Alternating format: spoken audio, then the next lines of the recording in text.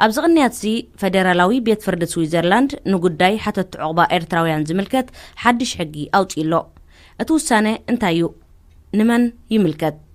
تخطاتلت مدبات راديو برهان كما يتقنوا وانا ومدبات مصدر فتات اوهاهدنا اقايش عديمنا نباخاتكم كنبلينا كم وترو مكتتالكم ان عدمنا حساباتكم ابناي فيسبوك قص راديو برهان صحفوا لنا بلو كنفلم انه مخفة موسيقى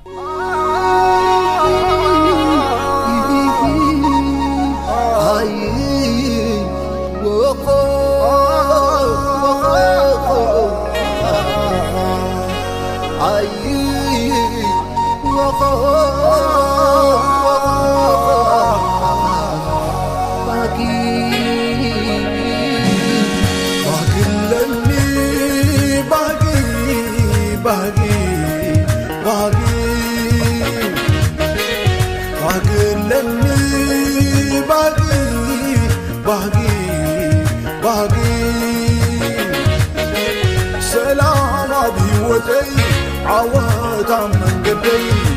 بس حاتم بيتي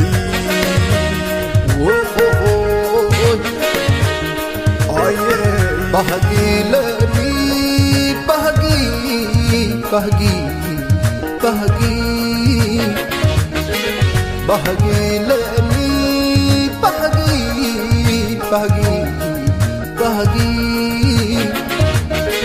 يعذب الزيب الليل عندر كالبي عروباي كالقولي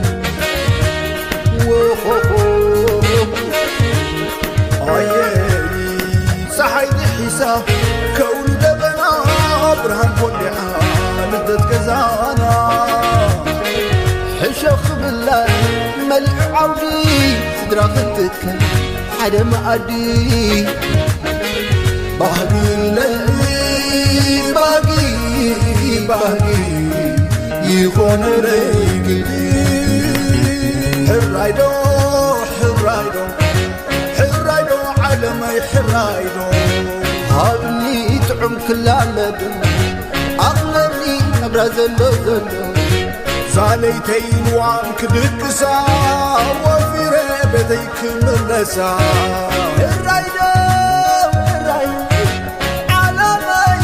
حرايدو سوك عكوش لغي حوايا أنا من بل الحراي هابني سلامي باقي حدنت يا حيري كمال كازانبري فتحو انتزاري تسلام تنفس رهوة خلص تنفس حدنت يا واحد حنتيات الليتي هنقوز بلا عمري رهوة سلام بيتي سلام كسلامي أهدي خد الليتي حتى يوقي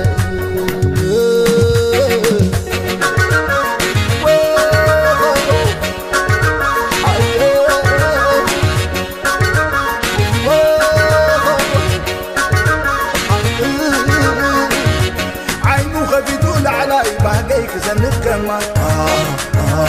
وبندني سماعي بايلا تخلف تعالى وخدا جميل الدرو اسكذا بنا اكبر سنايك خوف طعمي معارك فسس تسمي باقين عن لومي باقين قد سلح شنقيدة تنفس سلح ربا يا زلم فوق رادي السماي ولا ليل العلاي تجاوزك تحتاج سلام من اللي صدرك سلام كله وقل سماي من العالم لا لا لا لا لا إذا تكتاتلوا زلكم بتسعين شوعات النت بحموش ميجا هرز براديو لورا ورحاوي زفنو مدبات راديو برهانيو زخبركم سمعتنا مدبات راديو برهان كاب كتما زوريك سويسرلاند أب حدور حنساب زفنو ناي انتجريشن مدبات تتقلل تحسطو يوم أبزغنياتسي فدرالاوي بيت فرد سويسرلاند نقوداي حتى تعقبا إرتراويان زملكت حدش حقي أوت إلو أتوسانة انتايو نمن يملكت نزبل حتوتات مبرهي نختهبنا نويزرو كاترين شتوتس أما خاريت حقي حتى تعقبة أبزوريك توكيسنا لنا حلافيت بروجكت AOZ ويزرو إيريني رودريغس أزراري باتالا فلما نتي تواهيبو زلو السانة حلق لاخيو بزبليا مبرهي تجمرو. Ja, es ist ja zurzeit sehr kompliziert, weil es kommen immer wieder Urteile von St. Gallen und man versteht nicht so ganz genau, um wen geht es jetzt da. Viele haben ja Negativentscheide bekommen, nur noch wenige bekommen Asyl. Und das ist jetzt wieder ein Teilbereich von den eritreischen Flüchtlingen, die entschieden worden sind in diesem Urteil. Bundesverwaltungsgericht hat entschieden, das war das erste Urteil zu Eritrea, dass alleine, wenn man illegal ausgereist ist, das genügt nicht mehr für dieses sogenannte politische F. Also sie haben eigentlich das politische F gestrichen. Sie mussten damals einfach nicht darüber entscheiden, was müsste man sonst geben. Das musste damals das Gericht noch nicht entscheiden. Was jetzt klar ist, wenn man direkt aus dem Militärdienst flüchtet, und das kann man auch gut erklären, oder man war politisch aktiv im Heimatland, und das kann man auch gut erklären, dann bekommt man Asyl. Und dann gibt es eine ganz große Gruppe, das Staatssekretariat hat gesehen, dass sie wohl im Militär waren, aber es wird nicht geglaubt, dass sie direkt aus dem Militär geflüchtet sind. Weil man hat angenommen, ja, sie sind jetzt 10 Jahre im Militär, also kann es nicht sein, dass sie noch im Militär waren, als sie geflüchtet sind. Das ist die eine Gruppe, die haben dann eine Zeit lang ein sogenanntes humanitäres F bekommen. Das hat sich jetzt auch ein bisschen geändert. Und die dritte Gruppe, das waren junge Eritreer vor allem, die sind meistens geflüchtet, als sie noch minderjährig waren, also so vor dem Militärdienst. Und diese haben alle Negativentscheide bekommen. Und wir haben dann für alle eine Beschwerde gemacht, die negative Entscheide hatten. Wir hatten am Anfang noch Beschwerden gemacht, die nur ein humanitäres F bekommen haben. Wenn wir gefunden haben, doch, wir können ein bisschen erklären, dass sie direkt aus dem Militärdienst geflüchtet sind. Da sind sie ganz streng in St. Gallen. Und für uns sind jetzt noch ganz viele Fragen offen für diese jungen Leute. እቲ ኩነታት ኣብዚ ሕጂ ግዜ ብጣዕሚ ሕልኽልኽ ዝበለ እዩ ዘሎ ካብ ቤት ፍርትሰት እንትጋለን በብግዚኡ ብዙሕ ግዜ ሓድሽ ሕግታት ይወፅእ እዩ ሰብ ድማ ንመን ይምልከት እቲ ሕጊ እንታይ እዩ ዝብል ኣይፈልጦን እዩ ብዙሓት ሰባት ኣሉታዊ መልሲ መፂእዎም ኔጌቲቭ ወረቐት ወሲዶም ውሕዳት ከዓ ናይ ዕቑባ ሕቶኦም ተራእዩ ኣወንታዊ መልሲ ረኺቦም ወረቐት ወሲዶም ኤርትራውያን ሓደ ክፋል ስደተኛታት ስለ ዝኾኑ ንዖም ዝምልከት ሕጊ ወፂኡ እቲ ጉዳይ ሕልኽልኽ ዝበለ እዩ ቡንደስቨርቫልቱንግ ገሪኽት ማለት ላዕለዋይ ቤት ፍርዲ ስዊዘርላንድ ኣብ መጀመርታ ብዛዕባ ኤርትራውያን ከምዚ ዝብል ውሳነ ሂቡ ነይሩ እቲ ሓደ ሰብ ካብ ዓዱ ብዘይ ሕጋዊ ኣገባብ እንተወፂኡ እሞ ንውሑድ ዕቑባ ዝኸውን እኹል መርትዖ እንተዘይብሉ ወረቐት ኤፍ ፖለቲካ ዝወሃብ ዝነበረ ጠጠው ይበል ኢሉ ነዞም ከምዚኦም ዝኣመሰሉ ስደተኛታት እንታይ ዓይነት ወረቐት ከም ዝወሃቦም ግና ኣይወሰነን ነይሩ እቲ ንጹር ዝኾነ ውሳነ ግና ሓደ ሰብ ኣብ ዓዱ ኣብ ውትድርና እንተነይሩ ወይ ሓደ ሰብ ኣብ ዓዱ ኣብ ፖለቲካ ይነጥፍ እንተነይሩ እሞ ንሕቶ ዕቑባ ዝኸውን እኹል መርትዖ እንተለዎ ወይ እንተኣቕሪቡ ወረቐት ይወሃቦ ካልእ ብሽታት ሰክረታርያት ፉር ሚግራሲዮን ዝወፅእ ሕጊ ሓደ ሰብ ንውሕ ዝበለ ዓመታት ኣብ ሃገራዊ ኣገልግሎት እንተደኣ ጸኒሑ ዋላ ን10 ዓመት ኣብ ውትድርና ኣገልጊሉ እሞ ንናይ ዕቑባ ሕቶ ዝበቅዕ ካብ ውትድርና ብቐጥታ ዓዱ ገዲፉ ከም ዝወፀ መረጋገፂ እንተዘይቕሪቡ ወረቐት ኤፍ ሂዩማኒቲ ይወስድ ምክንያቱ እዚ ሰብዚ ቅድሚ ዓዱ ገዲፉ ሙፁ ተጣይሱ ዝነበረ ወይ ኣብ ገዝኡ ኮፍ ኢሉ ዝነበረ ክኸውን ስለ ዝኽእል እዩ እዞም ከምዚኣቶም ዝኣመሰሉ ኤርትራውያን ኤፍ ሂዩማኒቲ ይወስዱ እቶም ሳልሳይ ክፋል ኤርትራውያን ድማ መንእሰያት ኮይኖም ዝበዝሑ ካብ ዓዶም ክወፁ ከለው ትሕቲ ዕድመ ዝነበሩ እሞ ኣብ ውትድርና ዘይተሳተፉን ዕቁባ ሕቶ ወረቐት ዘውህብ እኹል መርትዖ ዘይብሎምን ኩሎም ኣሉታዊ መልሲ ወይ ኔጌቲቭ ወረቐት ተዋሂቦም ንሕና ንኩሎም ነቶም ኣሉታዊ መልሲ ወይ ኔጌቲቭ ወረቐት ዝወስዱ ናይ ይግባይ ጽሑፍ ኣቕሪብና ቀደም ነቶም ኣብ ውትድርና ዝነበሩ እሞ ኤፍ ሂዩማኒቲ ዝወሰዱ ንጣበቕ ነርና እዚኣቶም ካብ ውትድርና ሃዲሞም ዝመፁ ስለ ዝኾኑ እቲ ንስደተኛ ዝውሃብ ግቡእ ወረቐት ክወስዱ ኣለዎም ንብል ነርና ኣብዚ ሕጂ ግዜ ግና ቤት ፍርዲ ሰትጋለን ነቲ ዝነበረ ሕጊ መሊሱ ኣትሪርዎ ሕጂ እውን እንተኾነ ጉዳይ ናይዞም መንእሰያት ቅድም ሃገራዊ ኣገልግሎት ካብ ዓዶም ዝወፁ ዝምልከት ብዙሕ ዘይተመለሰ ሕቶታት ኣሎና ብሓፈሽኡ ግና ኣብ ዝቕንያት ብቤት ፍርዲ ሰትጋለን ዝወፀ ሓድሽ ሕጊ ነቶም ኣብ ሃገራዊ ኣገልግሎት ዘይነበሩ መንእሰያት ኣይምልከትን እዩ እሞ እዚ ሓድሽ ውሳነ ቤት ፍርዲ ዳ ንመን እዩ ዝምልከት እዚ ውሳነ መበገሲኡ ሓንቲ ኤርትራዊት ንብዙሕ ዓመታት ኣብ ሃገራዊ ኣገልግሎት ድሕሪ ምጽናሓ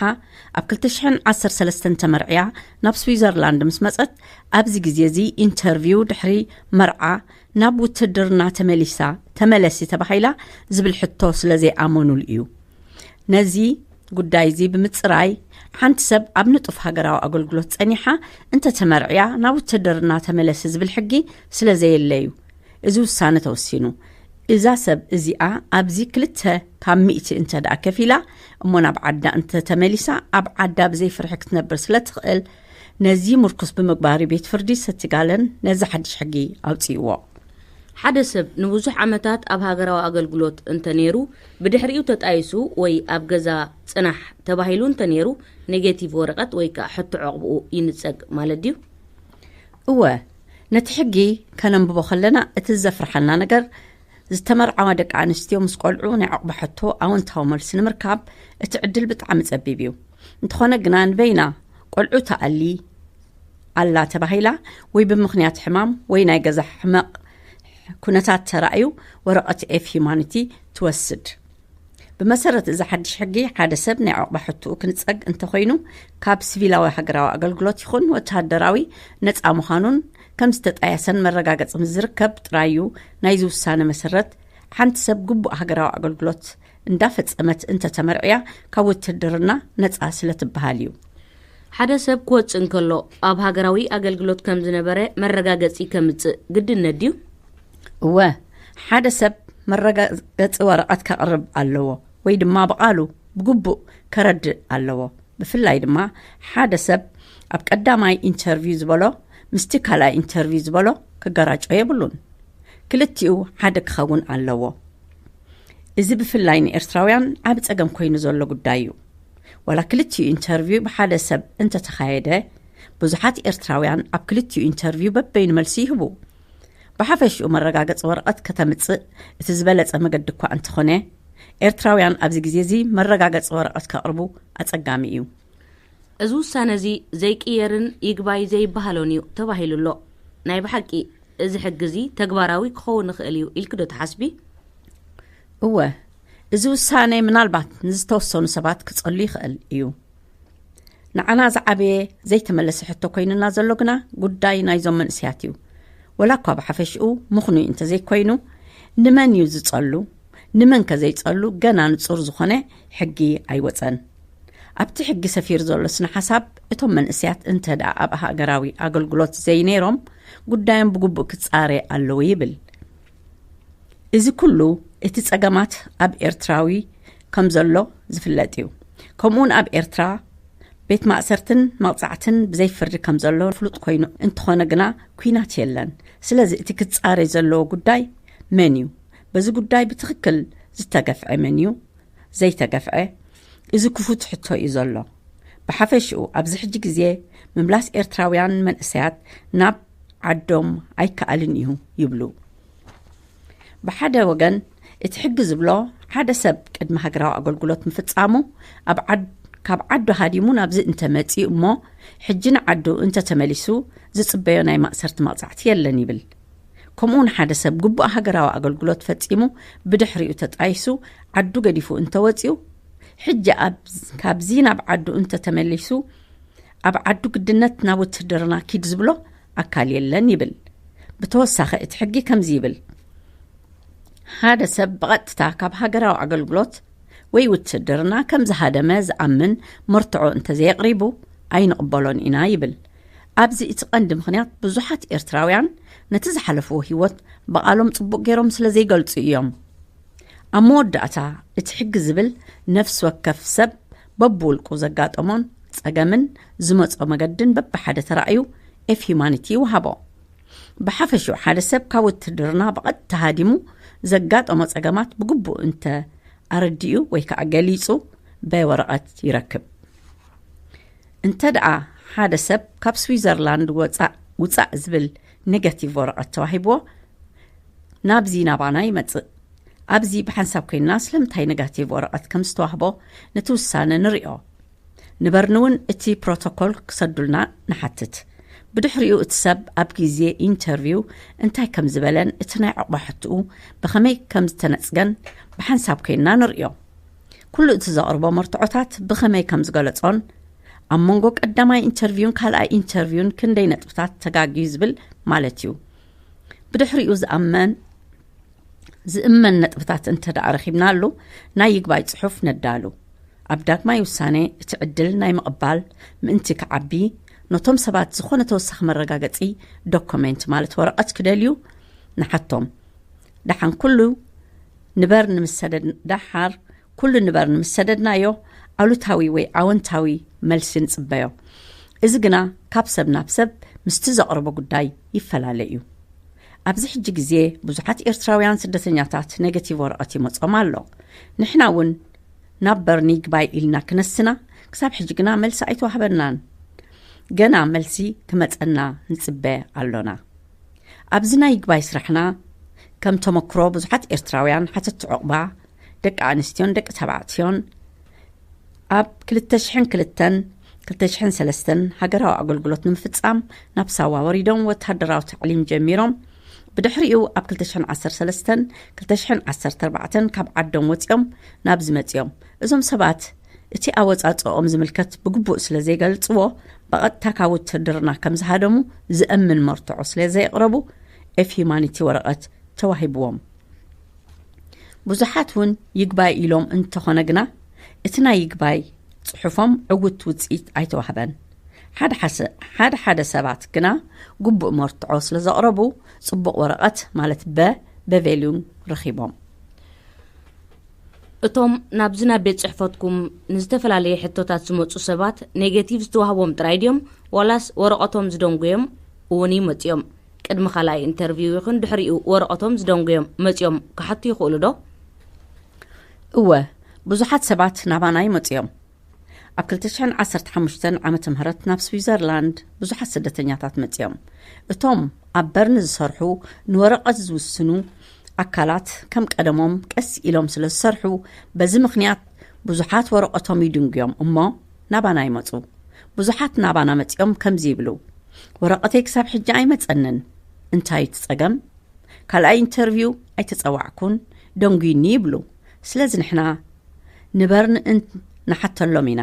ብመሰረት ሕጊ ሓደ ሰብ ዕቑባ ሓታቲ ኣብ ስዊዘርላንድ ካብ 6 ወርሒ ንላዕሊ እንተ ተቐሚጡ ካልኣይ ኢንተርቪው ክገብር ስለ ዘለዎ እዩ። ብዙሓት ካልኦት ግን ውሳኔ ከይተዋህቦም ን2 ዓመት ዝጸንሑ ኣለዉ። ነዚኦም እውን ስለምንታይ ውሳነ ዘይተዋህቦም እንታይ ትጸገም ኢልና ንበርን ንሓተሎም ንጽሕፈሎምን ኢና። ኣብ መወዳእታ ንወይዘሮ ካትሪን ሕቶ ዕቑቦኦም ዝተነጽጉ ኤርትራውያን ንዓዶም ክስጓጉ ድዮም ዝብል ሕቶ ኣቕሪብና ኣላ። Nein, für die schweizerischen Behörden ist es klar, eritreische Flüchtlinge kann man zwangsweise nicht zurückschicken nach Eritrea. Sie werden in Notunterkünfte gebracht, man gibt ihnen dann nur noch Nothilfe, also wenn sie einen negativen Entscheid haben. Und man wird Druck machen auf sie, dass sie freiwillig zurückkehren. Aber es wird dann, also falls wirklich viele dann einen negativen Entscheid haben, wird es eine größere Gruppe haben. ብዙሓት ኔጌቲቭ ዝወሰዱ ሕቶ ዕቕቦኦም ዝተነፅጉ ኤርትራውያን ኣለዉ ኔጌቲቭ ወሲዱ ንዓዱ ዝስጎግ ሰብ የለን እንተኾነ ግን እቲ ዝወሃብ ሓገዝ ኣዝዩ ትሑት ስለ ዝኾነ ግዜ ምስ ነውሐ ዓቕሊ ኣፅቢቡ ባዕሉ ብወለንትኡ ንዓዱ ከም ዝኸይድ ዘቕጢ ንምፍጣር እዩ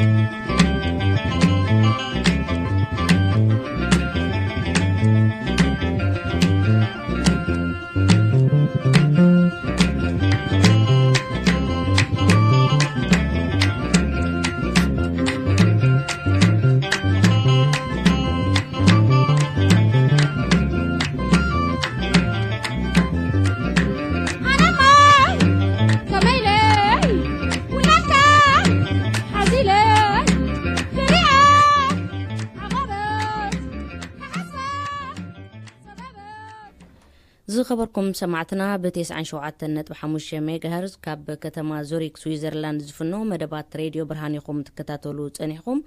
ኣቀድማ ቢልና ዘቕረብናዮ ትሕዝቶ ኣብ ዝቕንያት ዚ ብፌደራላዊ ቤት ፍርዲ ስዊዘርላንድ ንዝቐረበ ሓድሽ ውሳነ ዝምልከት መብርሂ ነይሩ እዚ ኣቀዲምና ዘቕረብናዮ ብተርጉምና ምስ ሓንቲ ናይ ሕጊ ኣማኻሪት ዘካየድናዮ ቃለ መጠይቕ ነይሩ ኣብ ስቱድዮና ሕጂ እውን ንዕኡ ተወሳኺ መብርሂ ዝህበና ሓደ ጋሻ ዓዲምና ኣለና ኣቶ የማነ ዮሃንስ ሓደ ካብቶም ምስኮሙ ዓይነት ጉዳያት ቀጥታዊ ምትእስሳር ዘለዎም ወይ ከኣፍልጦ ዘለዎም ሰባት እዩ መንእሰይ የማነ መጀመርታ እንኳ ደሓን መጻኻ ዓብዱ ዕላል ከተካይዶ ማይክሮፎን ከፍተልካ ሕራይ መንእሰይ የማነ ዮሃንስ فلما بشم تخطاتلتي مدب راديو برهان نمسجناكا كم زت كتاتلو زانحكا ويزريت كاترين اشتوتس كم زغلصتو توسانه تمحلالي فلو قند تصلوتن تنكفتن كانحنا ايرتراوياننا حجي كابزي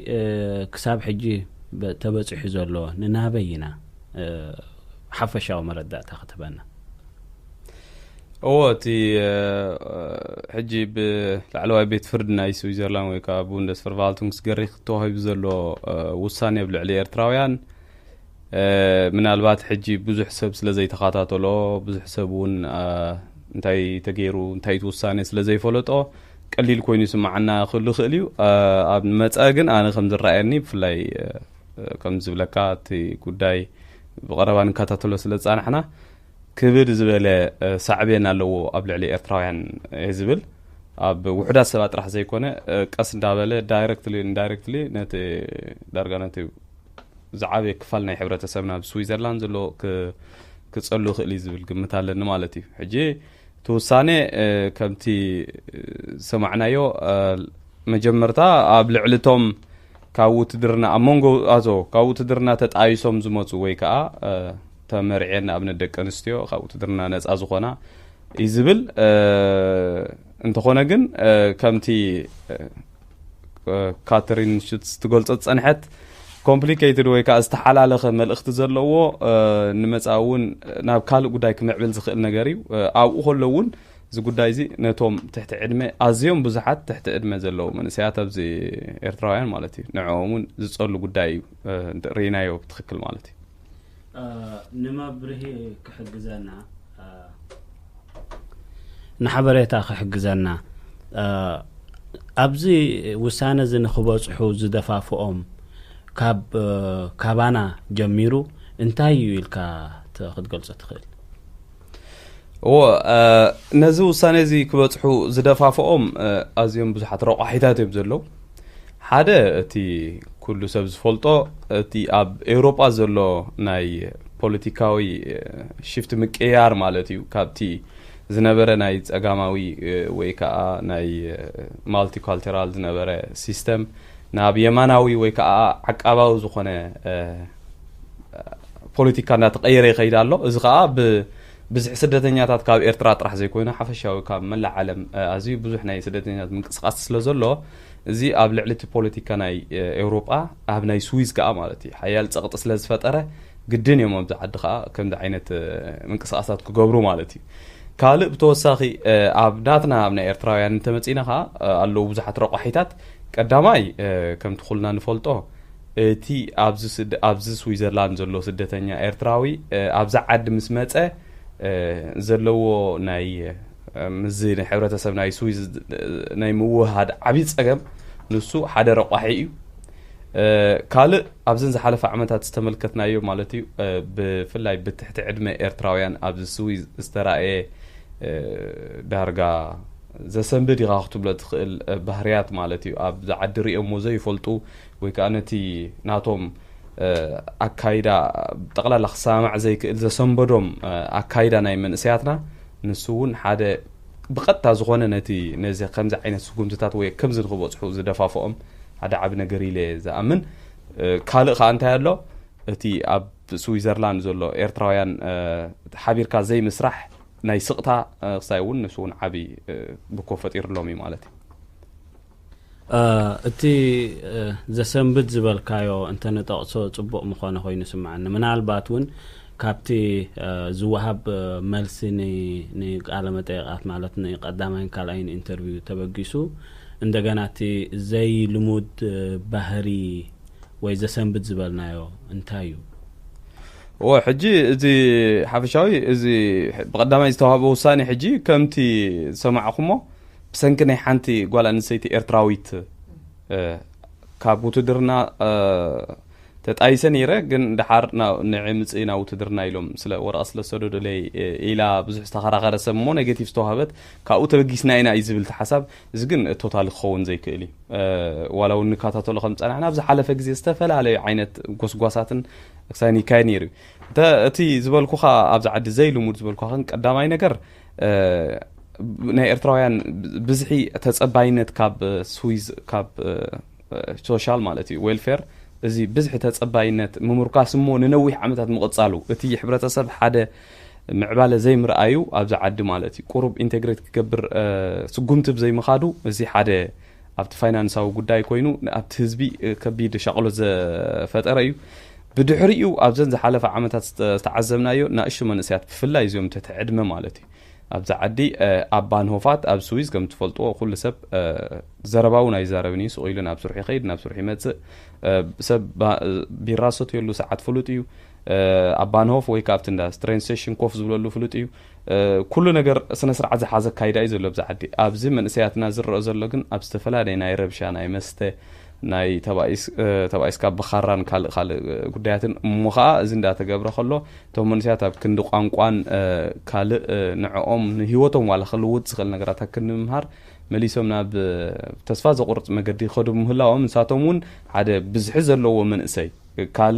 ምናልባት ኣብ ዝዓዲ ከም ኢንተግሬት ገይሩ ከም ስደተኛ ኮይኑ ኣብቲ ናቶም ኢኮኖሚ ቁርብ ኣበርክቶ ክገብር ጽበይዎ ዝነበሩ ከምዚ ዓይነት ኣካይደ ኸይድ ብምርኣዮም ንሱ ዓቢ ሓገዝ ኮይኑዎም ይነዖም ጎስጓስ ገይሮም ነቲ ህዝቦም ክእምኑ ማለት እዩ ጽላኣት እውን ሓዲርዎም ኣሎ ማለት ድሕጂ የማነ መዝኽ ትገልጾ ጸናሕካ ኣብ ልዕሌናስ ጽላኣት ዝፈጠሮ ነገራት እውን ናብ ከምዚ ደፋፍኦም ኣሎ ማለት እዩ ሕጂ ጽላኣት ክትብል ተኾንካ ሕጂ ኢንዳይሬክትሊ ወይ ከዓ ብዘይ ከጣይኻ ጽላኣት ክትብል ትኽእል ማለት እዩ ሕጂ እንታይ እዩ ሓደ እቶም ጽላኣት ኣብ ልዕሊ ሓፈሻዊ ኣብ ልዕሊ ኣፍሪቃዊ ጽላኣት ዘለዎም ኣካላት ኣለዉ እንዮም ኣብዚ ኣብዚ ዝበልናዮ ግዜ ግን ንሳቶም ተዋሒጦም እዮም ነይሮም ተረዲኸኒ ኣብዚ ብፍላይ ኣብዚ ናይ ሞደርን ዝኾነ ግዜ እዚኦም ናይ ዓቃባውያን ወይ ከዓ ንበል ኣኽረርቲ ዝኾኑ ክስታይ ሓይልታት እንዳተዋሕጢኦም ዝመፁ ነይሮም ሕጂ ግን በቲ ናትና ባህሪ ንሳቶም ብኮረኺቦም ልክዕ ነቲ ናትና ባህሪ እናምፁ ነቲ ህዝቢ ክገልጽዎም ጀመሩ ሕጂ ኣብ ምናልባት ኣነ ቀጻሊ ኣብቲ ማስ ሜድያ ብፍላይ ኣብዚ ጋዜጣታት ዝጽሓፍ ኣርቲክልስ ብዛዕባ ኤርትራዊ ዝጽሓፍ ማለት እዩ ኣብኡ ኮመንት እንተንቢብካ ልዕሊ 98% ኩሉ ብጣዕሚ ሕማቕ ኣጸያፍ ዝኾነ ቃላት እዮም ዝጥቀሙ ዝጽሕፍዎ ማለት እዩ ሕጂ እዚ እንታይ እዩ ዘርእየካ ማለት እዩ እቶም ስቕ ኢሎም ዝነበሩ ወይ ተጸቂጦም ስቕ ኢሎም ዝነበሩ ኣኽረርቲ ብኮ ስለ ዝረኸቡ ሕጂ ነፃ ረኺቦም ማለት እዩ ንኽጸርፉኻ ወይ ከዓ ነቲ ዝነበሮም ጽላኣት ንኸውፅዎ እየ ዝብል እምበር ኩሎም ይጸልኡና ማለት ኣይኮነን ብጣዕሚ ንፉዓት ንኤርትራዊ ክሕግዙ ንኹሉ ሓፈሻዊ ሁማኒቲ ዘለዎም ስደት ሰባት እውን ብዙሓት እዮም ዝዓዲ ማለት እዩ حج كاب من تايدي خميلة أقدم بالك حج تسلقات قبل كله خبتي كال مدايو زي كونه من الوقت نحنا بديسيبلين وخون بخال نتي كبابي ناس لزي مثلنا ويكا من الوقت حج خمزن ريو بترجاجا ما أبان هفون بزحات مستحيزهم قل حيزهم كم زجبر خمس جبر ندابلاون بزحات ميدياتات نايزي يزار بالي أنس خان تقيس كانير كبأسي كارا ريوم زي فلت وقل نجارات أزيتاتونسي نزي نجارات زي أب متوبعوس دفئته اللي ودخون نمبالي تخكل صباح الله كم زز تبع هلا حجيتي نيجاتيف زوهاب زلو حدا بقصري وحدا يكونن بعد ما خطري أنك اللهان بفلاي ناب تحت عد مزة تكره يو ببزح نريو زلنا كمتي كاترين توتس زبالتون قطاوي ناي مسقاق مدب يلن تصغطفت إركا بدلياتو كملس كم زدلي مقباريو حجي كساب كنديناوي تي كم عينت كقاتم كلنا نردوي سلازي هاسيو بخمي كنقلص أنا خير نيجاتيف وسيدو ننوح عمتات كوف زبل مخ أمان إسي تحت عدمه كساب كندي خهسه هو حجي الزنا جرزي نورمالي أيكونن دو اليوم حجي زلوا من ساعات بزي إيرترايان نيجاتيف تواهيبهم كابتي زلوا بوتا ناب نيجاتيف مالته بزعدم انتي كم زغمت فلتو يخم اب تحتي مريت علو ناي مكلاخلي لهم سرحو غزاوتي او يم زغمتو تزوهابو غنزب بطعم ازيو وحد نحدث نغنبر طرح بليعو نخدقس طرح زخون نبر ولو ناصنت بحال يبلون حسابو ايكونن دو نيجاتيف تباهيلهم ابو خيدهم سي حجي خما نيجاتيف كاي تباهلو مس ورقتهم مس دحان زخون بتزامد منقسقاساتهم ازي زلو هيوت زمن اسيات ازي بزح ጭንቀትን ብዙሕ ማቅ ነገራት ይንዘጋጥሞም ዘሎ ማለት እዩ ብዙሕ ብዙሓት ሓንጎሎም ክሳይ ዝኾኑ ሰባት ሳጨውን መንስያቱን ኣለው እዚ ኔጌቲቭ ዚ ተዋሂቡ ከምዚ ዝብልዎ ዘለው ንዓዶም ከይመለስካ ክትመልስ ኣይትኽእልኒኻ ግን ኣብ ካምፕታት ኣቐሚጥካ ወይ ኣብ ትሕቲ መሬት ኣቐሚጥካ እንድሕር ዳ ኣቢልካዮም እዞም መንስያት ናብ ኣዝዩ ኣሰካፍን ኣዕናውን ዝኾነ ስጉምቲ እየ ዝብሉ ኣነ ማለት እዩ ስለዚ ይረኣየካ እቲ ሽግር ንዖም ከጋጥሞም ዝኽእል ምክንያቱ ኣብዚ ሓለፈ ግዜ ኣነ እቶም ኔጌቲቭ ካብ ካልኦት ሃገራት ኔጌቲቭ ወሲዶም ዝቕመጡሉ ካምፕሪ እየ ነይረ ብጣዕሚ ዘፍራሕካ ማለት ብጣዕሚ ዘብለካ ማለት እዩ ዘስተሓሳስበካ ኣብኡ ዘለዉ ሰባት ብጣዕሚ ተስፋ ዝቆረፁ ንመጻኢ ዝኾነ ይኹን ምንቅስቓስ ክገብሩ ዘይክእሉ ስራሕ ይፍቀደሎም ቋንቋ ክመሃሩ ይፍቀደሎም ክንቀሳቐሱ እውን ኣዝዩ ድሩት ዝኾነ ምንቅስቓስ ይፍቀደሎም ቀጻሊ ኮንትሮል ይግበሩ እዮም ቀጻሊ ናብ ካልእ ቦታ ብዙሕ ክንቀሳቐሱ እውን ኣፀጋሚ እዩ ማለት እዩ እዚ ዝካየድ ዘሎ ጎስጓስ አንጻር ስደተኛታት ብፍላይ ከአንጻር ኤርትራውያን ዝቀንዐ ካብ ግዜ ናብ ግዜ እናኸረረ ይኸይድ ኣሎ ከም ዝንሪኦ አቀዲምካውን ትንክፋቢልካ ነርካ ጽባሕ ዝካየድ ናይ ምድማጽ መስርሕ ውን ኣሎ ኣብ ከተማ ዙሪኽ እዚ ለውጥ እዚ እንታይ ይመስል ክትንክፈልና ولك عزي حجي صباح ابز زوريك كانتون زعابي ناي سوي مالتي صلوا زلو كانتون او خوسن زبحال زلوون لك عمز زحلف وساني ز تتحازي تردي خني انتي مزبل زلو حجي تزبزح من اسي فلايت تحت عدمه زلو ايرتراون هومانيتي وي كا ناي هومانيتي ناي سباونت ورقتي توهيب زلو اذا ورقه زي درتيا سرحي تخيل قلي تخيل حجي انتي مزبل ابزي تيوم ويفماني تقدم حجي ولافتي سوشيال حاجز ويفت ويلفير لك خمتهم بازلو وي كمتهم افلطو زلوهم ገንዘብ ፋይናንስ او حاجز يغبرلهم نيرو ገዛውን እንድሕረኺቦም ካሪዩ ገዛ ይፍቀደሎም ነይሩ ትምርቱውን በመጠኑ እንድሕርዳ ናይ ቋንቋ ወይ ናይ ሞያ ትምርት ክማርቶ ደልዮም እንተ ተሓባቢሮም ይፍቀደሎም ነይሩ ሕጂ እዚ ናይ ጽባሕ ምድማጽ ግን እዚ ኩሉ ደው ክብል ኣለዎ ወይ የብሉን ኢሎም ጽባሕ ከድምጹ ዝብሉ ዘለው ኣብ ካንቶን ዝሪ ሕጂ ኣነ አይ ሆፕ እዚ ኖ ከድምጹ ተስፋ ይገብር ማለት እዩ እንድሕር ዳ እዚ ተቀባልነት ረኺቡ ኣብዚ ካንቶን ዝሪ ግን ተንካሎት ካንቶናት ወይ አውራጃታት ዘለዋና ስዊዝ ካልክዕነት ክሳይ ቀዲሕን ኮስዶን ብጣዕሚ ብድሕሪኡ ኣብዚ ልዕሊ ኤርትራው ዝወርድ ጸቕጢ ብጣዕሚ ከቢድ እዩ ድሕሪ እዚ ስጉምትታት እዚ ብፍላይ ብዝሓለፈ እዋን ብዝተዋህበ ድሕሪ ዝተዋህበ ፍርዲ ካባና ዝተዋህበ ግብረ መልሲ ብፍላይ ካብ ኤርትራዊ ተቀማጢ ሃገረ ስዊስ አድማዓይ ኮነን ጥራይ ዘይኮነስ ዳርጋ የለን ውን ክትብሎ ትኽእል ብዛዕባኡ እንታይ ምበልካና ብዛዕባኡ ብጣዕሚ ብትዝገርመካ ብጣዕሚ ኻ ዲስአፖይንትድ ትኸውን ወይ ከተሓዝን ማለት በቲ ኣብዚ ዓዲ ዘሎ ናይ ኤርትራውያን ጥርናፈ ወይ ናይ ጥርና ናይ ሓቢርካ ናይ ምስራሕ ክእለት ማለት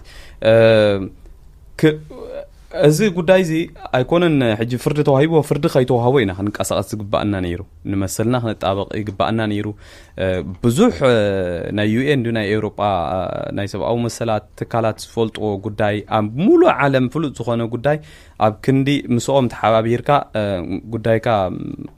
ምዝራብ ኣብዚ ብዝተፈላለየ ናይ ተሓሳብ ፍልሊ ኣብ ዝተፈላለየ ፋሕጭን ግራሕ ኢልካ አደዳ ከምዚ ዓይነት ውሳኔታት ክትከውን ብጣዕሚ ዝሕዝነካ ድሕሪ እዚ ውሳኔ ምውሃቡውን ግብረ መልሲ ኑል ወላ ሓንቲ ዜሮ ኣይተዋሃበን ግብረ መልሲ ዝበሃል ኣይተዋሃበን ብዙሓት ስዊዛውያን ኣዝዮም ማዕረ ጠበቃ ገለ ከይተረፈ ገይሮም ነዚ ጉዳይ እዚ ዝካትዑ ኣዝዮም ንፉዓት ሰባት ኣለው ተኾነ ተደጋጋሚ ሓገዝ ሓቲቶም ሕጂ እውን ናብ ዝቐረባ ግዜ ሓገዝ ሓቲቶም ወላ ሓደ ዝምልሰሎም ሰብ ኣይረኸቡን ክምልሰሎም ዝኽእል ኣለው ንፉዓት ኤርትራውያን ምስኦም ዝተሓባበሩ ኣዝዮም ብዙሓት ኣለው ግን ሰቶሙን ብዘይ ሓገዝ ናይቲ ህዝቢ ወላ ሓንቲ ክገብሩ ኣይክእሉን እዮም ስለዚ ብኤርትራዊ ዝተዋህበ ግብረ መልሲ ብጣዕሚ ተሓሳስብ እዩ ግን ኣነ ከም ዝመስለኒ እቲ ልዕሊ 90% ኣብ ዝዓዲ ዘሎ ሰብ እውን እንታይ ይበሃልኩም ዘሎ ተሰረድኦ ኣይመስለኒ ስለዚ እሱ እቲ ዓብ ፀገም ናይ ሓበሬታ ፀገም ኣሎ እሱ እቲ ፀገም ምናልባት ናይ መንዩቲ ጉድለት ከምቲ ዝበሃል እዞም ዝኣቱ ዘለው ቅድሚ ኣብ ኢንተርቪው ምቕራቦም ውን ምኽሪ ክረኽቡ ነይርዎም ነዚ ሓበሬታታት እዚ ክፈልጡ ድሕሪኡ እንተኾነውን ከምዚ ሕጂ ትብሎ ዘለኻ ኣፍልጦ ንኽረኽቡ ብዙሕ ክግበር ነይርዎ መን ሓላፍነት ወሲዱ ክሕተተሉ ዝግባእ ነዚ እዚ ሕጂ በቃ እቲ ሕብረተሰብ እቲ ዲያስፖራ ዝበሃል ኣብዚ ዓዲ ዘሎ ናይ ስዊዝ ሕብረተሰብ እዩ ሓላፍነት ክወስድ ዝኽእል ምክንያቱ እንታይ እዩ تذكرمك جل سدتنيا أبز عد نيجاتيف زوهابهم سبعة أنا حبروني بتخكل شجرة قات إمهم كله أبي إرترا سأنا حبريتها سأن تقدايم تعجيرهم ترنيفهم سأن مغرب كم ده عنده تقول أزنا برت أب كلاين قدامين انترفيو قرب استفعل عليه جيم كأحد مثل نجارات بمقلاتهم نيجاتيف زوهابهم سبعة الله سلزين تايو أبز حبرتسبنا إرترا حدا تورنوف زخنا حبرتسب حدا تسامع زخير حساباته في اللي حساباته أو جيدو زخير حبرتسب نيرو تدخل نيرو زم سوازيهم أتليست ولو النيجاتيف كوهابهم كله مخرب توهابهم عندنا خابتهم قدامه نيجاتيف توهابهم اتزبز حساب متمهرن يرو بدحريو تذكر ما كحجي ولا عند مهار سبيل لنكو تدقاقا ميزو ساني زكبر زلو مو حجي أزيهم بزحات سبات ስለዚህ ተሓላፍነት ኣነ ጀነራሊ ክሪኦ ከለኹ እቲ ኣብዚ ዘሎ ሕብረተሰብ ናይ ኤርትራ ብፍላይ እቲ ነዊሕ ዓመታት ዝገበረ እሱ ክስከሙ ዝኽእል እየ ዝብል ከም መዕፀዊ ናይዚ ቃለ መጠይቕ ምናልባት ኣብ ስራሕ ካልእ ተወሳኺ ሕቶ እንተሃሊክ ይፈለጥኩን ግን እቲ ውሳነ ዘይልወጥ እዩ ተባሂሉ ኣሎ ብዙሓት ሰባት ከዓ ክጽለዉ እዮም መንእሰያት እዮም እንታይ መመኸርካዮም ከም መንእሰይ መጠን مسأت أساسير كون منالبات انتي تقبروا لكم سخم منالبات مساخاتكم زتحقاقزوا على وديوم زي وسانزي نتوم إرتراويان مالتيو بعبيو هيوتهم بزقباءكم مرحو زي بحال زلو ساقطون نعاتهم كال سنا أمراوي تأجماتهم كفترة لهم سلزخل سخاتكم توبقوا سوسيتكم توم أبكم زعينة نجارات تنطفوا مالتي مزا عبدو زحاتتك انتي يخبر زلو تسب سخاتكم بوغنكم كمسكالوت كما قم تحبابور سبات تقبروا نجارات تليو بزي أخنزاز هو حجي كم تزبولكو خي إن إحنا توم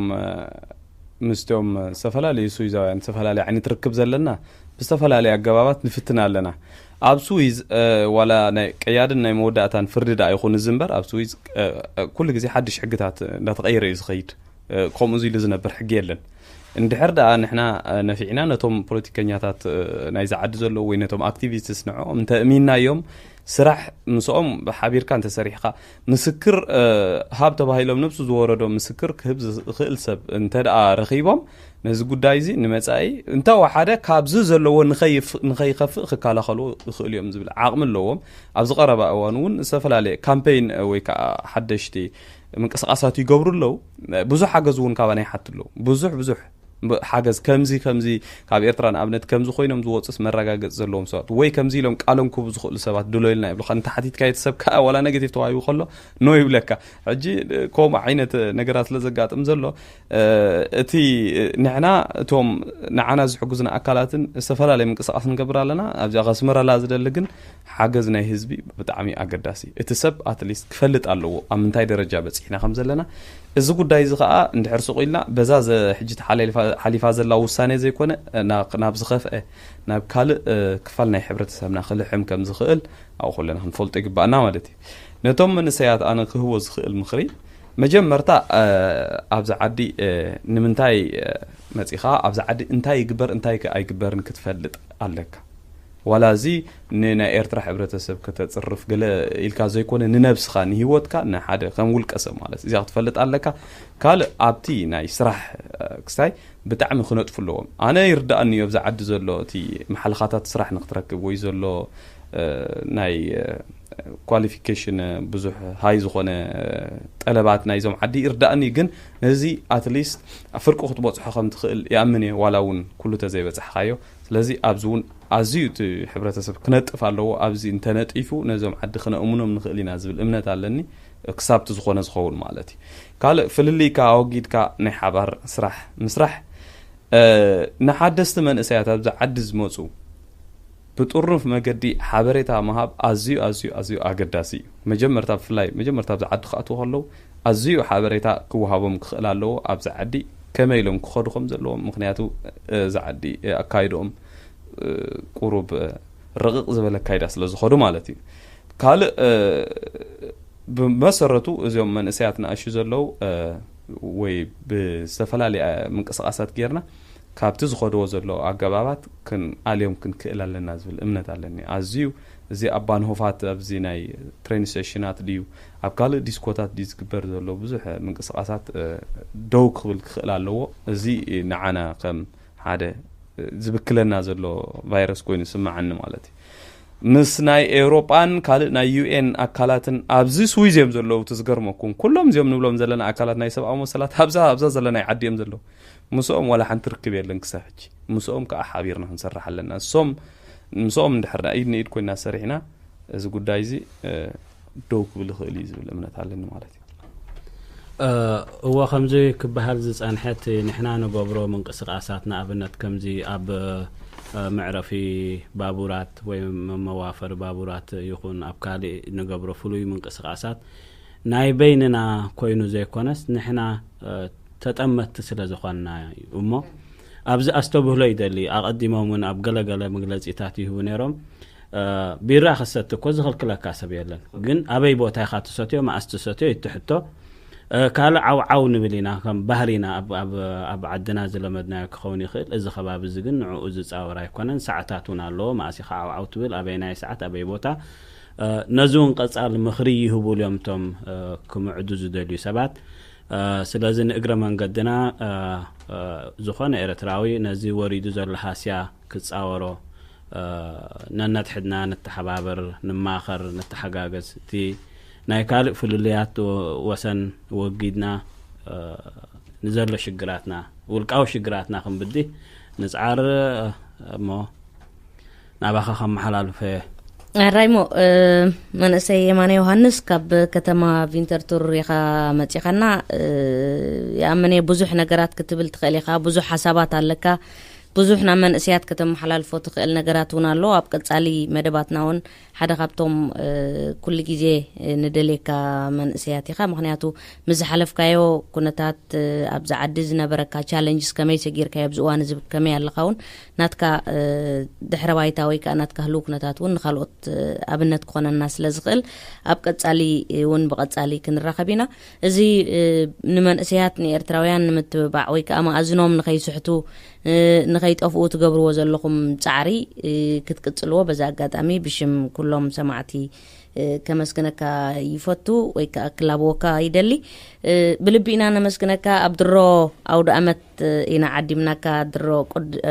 بعل مسكال مالتي سلازي كم مفانوي نغزا خاقتكونا كازا نايك نياتها نسا مسكال درفي قابجنا كن سنابتنا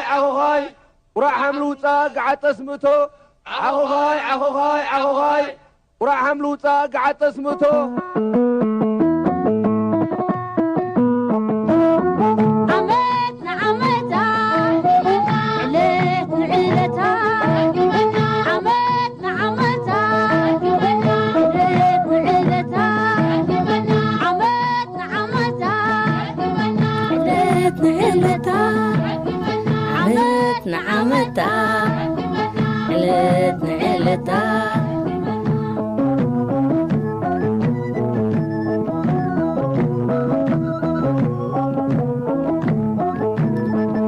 دبرحلي رديا ماي دبرحلي كوردو ماي بلوز أرخو فردازي بلوز أرخو برحلي وديا ماي دبرحلي كوردو ماي برحلي بلوز أرخو فردازي بلوز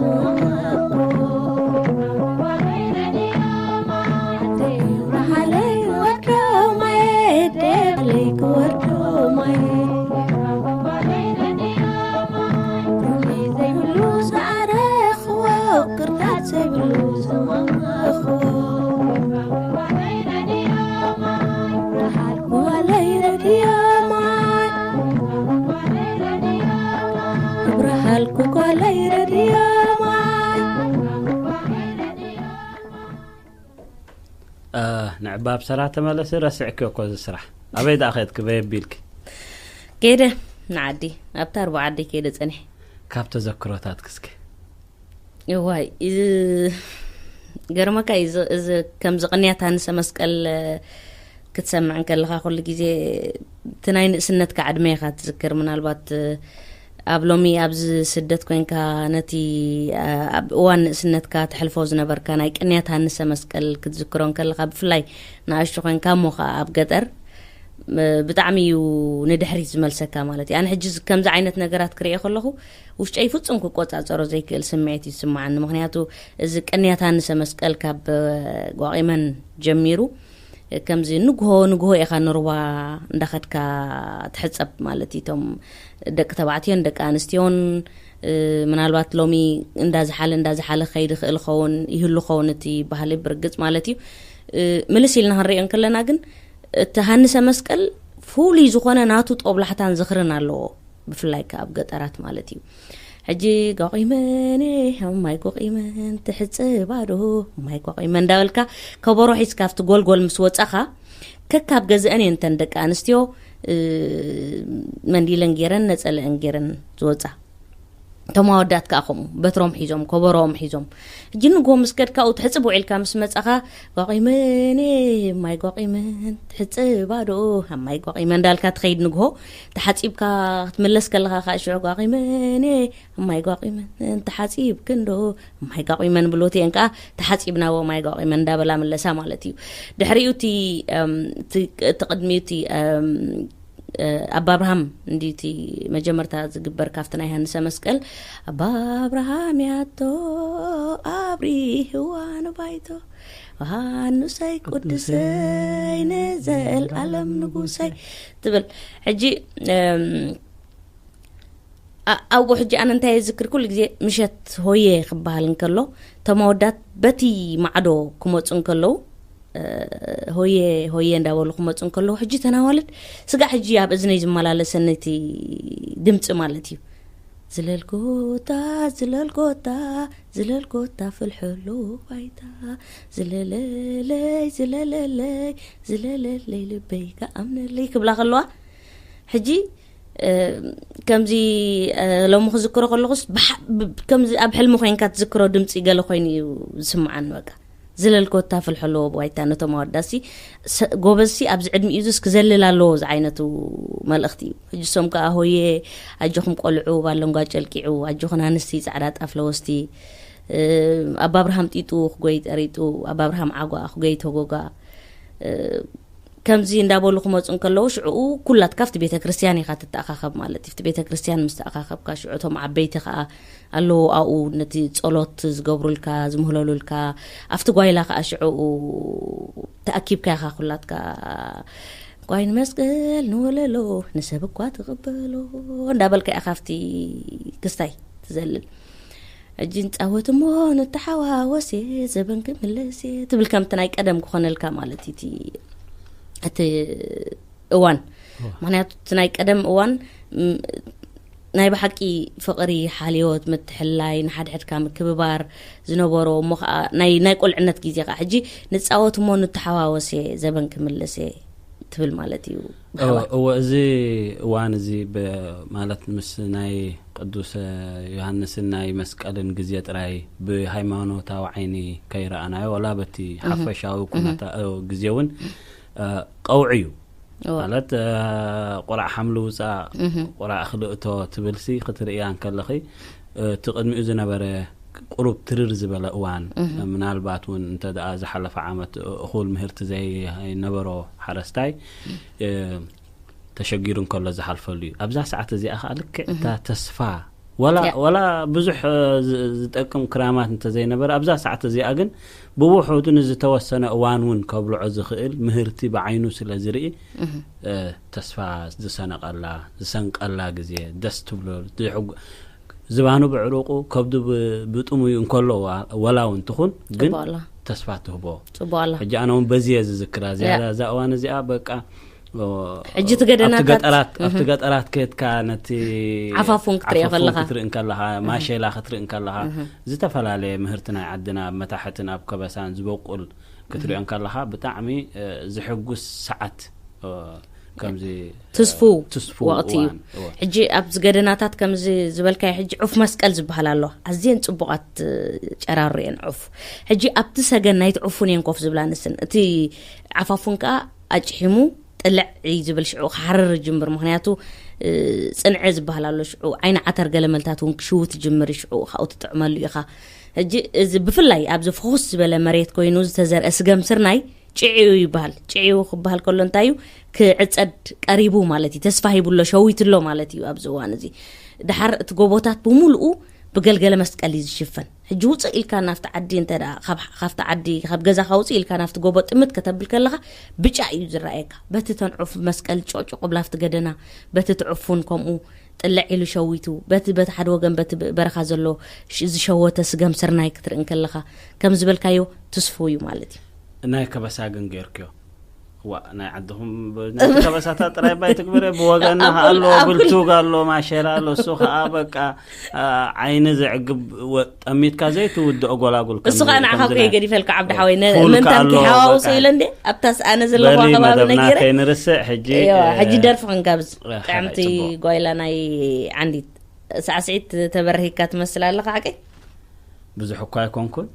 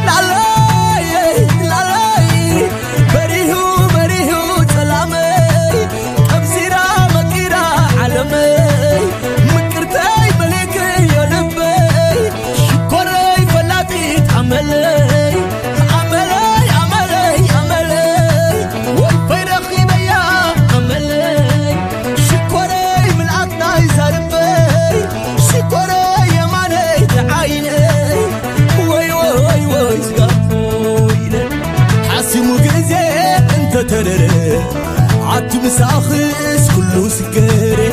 على فشكرات تبل خدف تتححزنا نقول هاتف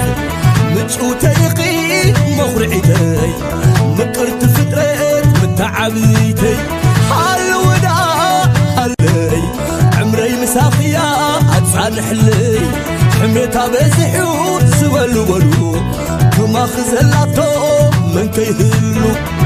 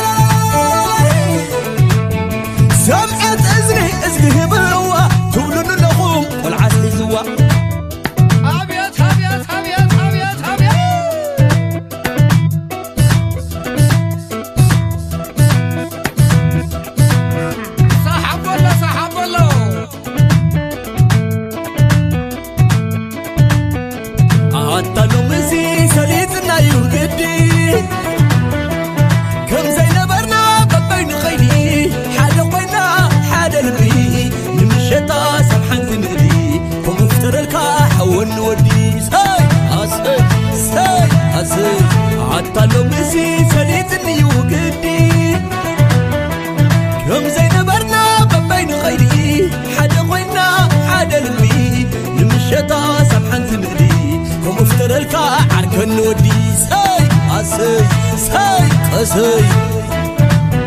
لالاي لالاي بريهو بريهو سلامي أبزيرا مكيرا علمي مكرتاي مليكي يلبي شكوري فلاتي تعملي عملي عملي عملي والفيرخي بيا عملي شكوري من عطناي زاربي شكوري يماني تعايني وي وي وي سقافويلي حاسمو قزي انت ترري عد مساخس كله سكري علاف شكرات قبل خطف تتححزنا نبول حتف مجو تيقي مغرعيتي مكرت فترت متعبيتي حلودا حلولي عمري مساخيا أتصانح لي حميتها بزحو سبلو بلو كما خزلاتو من كيهلو هاي تحمينا سبعي سبايتي حدا خوينا لما عالتي لا لا لا سمعت اذني ازقه بوا تولن اللغوم والعسل زوا لا لا لا لا لا لا لا لا لا لا لا لا لا عصا يا سبري اللي رقم يادر العين يفوزت الحمامي ترقيبون بين باناتك وين زوالبا تزيبا تتصببا علنا ليس للولي نقر علي نقرولي ناتك وين انا حلالي عسيت وسيدة يا شكوري ناتي وين انا بيني وي وي كيف عليك زحفتي كيف عليك شكوري وي وي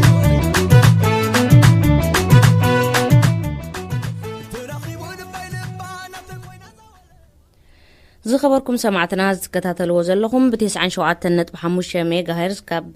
كتما زوريك سويزرلاند زفنو مدبات راديو برهاني مسانا تقتلو تسفان قبر أب فيسبوك زركب قد راديو برهان نتسان ستورن زخوني ناي HIV ناي سيفلس مرمران بمخنيات ناي أوروبا ناي مرمرا سومون تداليو كمزلو زحبر حد صحف زرقيحنا نيرنا بوزحات عستات 3,000 زخونو ون أنبيبومو ويكابتيهم ولا نتحبريتا نعوز ملكت سفح زبالة حبريتا قبلنا دم حجي أتو تصفى ألم قبل جيرجيس بستودينا عدي من لنا سابا خطزرار ويا سابا نايلومي قاشخي كتزرار بعد الكباكي حري أبصرا يقني اللي أتو تصفى ألم قبل جيرجيش بمجمر أنا بستوديو متيخا مبرخت بنا فقادين يوم هانكا بشمين بشم مسارحتين بشم سمعتنان أمسكنكا اتين على شوعات ورها عصر تزكاي البعال انتاي يوزد أقالل مبرخت بنا اتيناي ورحي شوعات ورحي عصرت على شوعات زكايد بروجرام كل جزء عمت زكايد ناي سورشير إيدي سيلفو ويدما نايتعنا كفل ناي زوريك كخون كله أبزي عمت زخل تشحن 10 شوعاتنجن توساخي فولي بروجرام سلازلو زي أقدمو أبصر زبالتو مالتيو بزعبا إيروبيش تستفخ ويدماني ناي إيروبا ناي مرمرة سومن زبل مسؤول أتحاحيزنا أب نوفمبر ويدما أب حدار مالتيو زوهاب نت أمرمرة سوتر زخنا خمتا قديما زقلتو أبصر مسؤول أتحاحيزيو اتي بروجرام اتي علت شوعتنا ورحي أكتوبر ويدما تكمت زكايد استفعل عليه بروجرامات هاللو أبتنا مجمرتا بروجرام كعسو أجريز أوتاكهلو خلو تقند علامة اتي كعسو أجري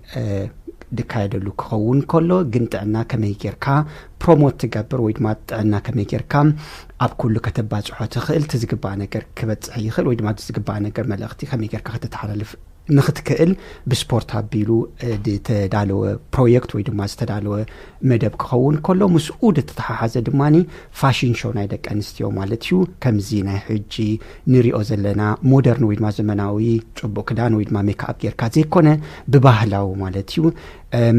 ክዳንን በባህላዊ ኩሉ ነገራት ዘጠቃለለ ኮይኑ ኣብ ናይ ካብ ሰዓት 4 እስካብ ሰዓት 10 ናይ ምሸት ዝካየድ ኮይኑ ኣብ ተፈላለየ ቦታ ግን ርሑቕ ዘይኮነ ቦታታት እቲ ፕሮግራም ክልቲኡ ዝካየድ ማለት እዩ ስለዚ ደቂ ኣንስትዮ ይሳተፋ ደቂ ተባዕትዮ ከዓ ብእግሪ ኩዕሶ ይሳተፉ እቲ ቀንዲ ዕላማ ግን እንታይ እዩ ናይ ጥዕና ናይ ኮሚኒቲ ብሓፈሽኡ ኣብ ስዊዘርላንድ ዘሎ ብፍላይ ድማ ናይ ኤርትራውያን ወይ ድማ ትግርኛ ዝዛረብ ሰብ ከመይ ጌርካ ፕሮሞት ወይ ድማ ከመይ ጌርካ ተመሓይሽ ንዝብል ንዕኡ ዓለመ ፕሮግራም እዩ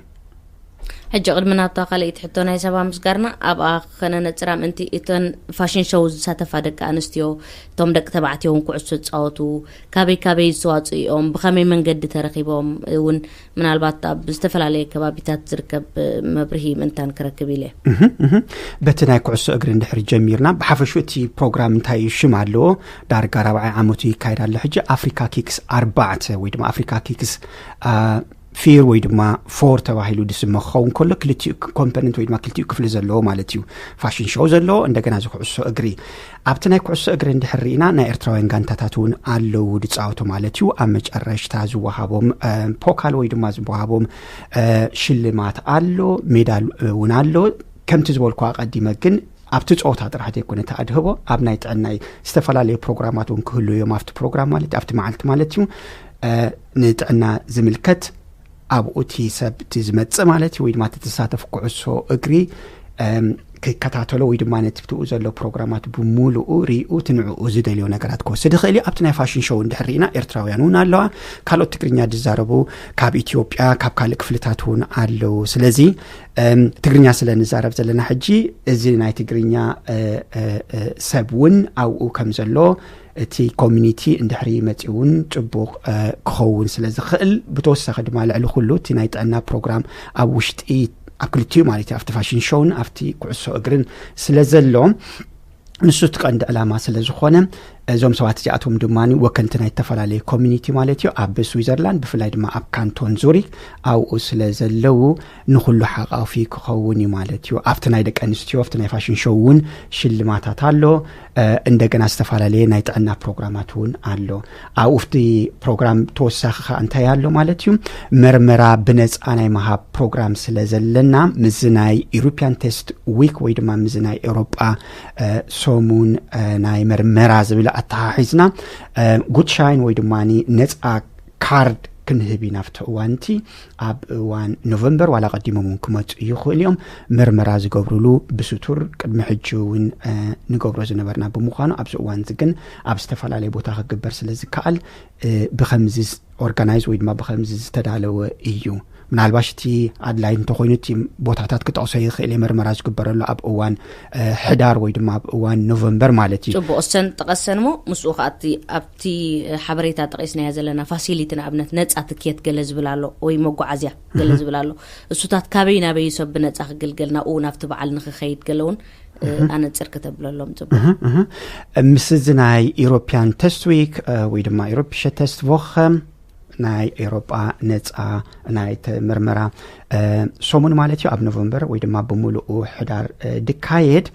ኣብ ዝተፈላለየ ቦታታት ዩቲ ምርመራ ዝካየድ ንኣብነት ኣብ ከባቢ ቪንተርቱር ዘለው እንድሕር ኮይኖም ቪንተርቱር ሽፒታል ወይ ድማ ሆስፒታል ናይ ቪንተርቱር ምሳና ሓቢሩ ስለ ዝሰርሕ